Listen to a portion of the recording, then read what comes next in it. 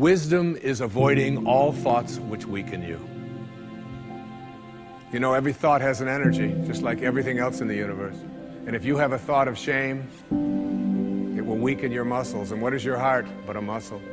If you raise a child who believe in shame and feel ashamed of themselves, every time they think that shameful thought, they will be weakened. And if you have a thought of fear, and if you have a thought of stress, and you have a thought of anguish and anxiety, all of these thoughts and many more are the thoughts that will always weaken you. When you are having a thought that you know is disempowering you, shift it. Shift it to one that is empowering rather than disempowering. And the thoughts that empower are thoughts of neutrality and willingness and love, and ultimately thoughts of divinity. And when you see a troubled person who is out there struggling at the highest level of unity consciousness or God consciousness or spiritual consciousness, you recognize yourself in all that you see. There, but for the grace of God, go I. And I am connected to that person. Changing your thoughts.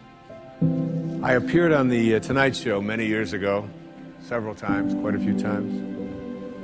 And I remember coming home from the Tonight Show, and I was walking along the beach, and they had taped the show the night before, and I was out for a walk, and a woman who lived in the Northeast stopped me, and she said, "Didn't I see you last night on the, how could you be here?" I said, "Well, I flew the red eye, and I was walking along." And she said, "You know, we're moving down here."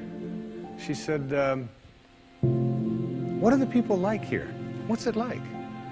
And I said to her, I said, "Well, what are they like where you live?" She said, "Well," she said, I live in a very big city." And she said, "They're very pushy. And people are not very kind. And they don't have time for you." And she said, "It's really not very pleasant." She said, "That's one of the reasons I'm leaving there." I said, "Well, that's pretty much what you're going to find here." That's basically what the people are like here. On the way back on the same day, someone else who had seen me the night before on the Tonight Show, who had lived in the Midwest, stopped me and asked me almost the same question. She said, "You live here?" I said, "Yes." She said, "Well, my husband and I are moving here and we're looking for a school." She said, "What are the people like here? What's it like here?" I said, "What are they like in Chicago where you live?" She said, "Oh," she said, "it's the Midwest." She said, "People are very friendly, they're open, they open their homes to you, they're very loving, they're very kind." She said, "It's a wonderful place." She said, "I love that, I'm going to really miss that." I said, "That's pretty much what you're going to find here." It's what you expect, it's what you think about that expands. It's what Emerson taught us. The ancestor to every action is a thought.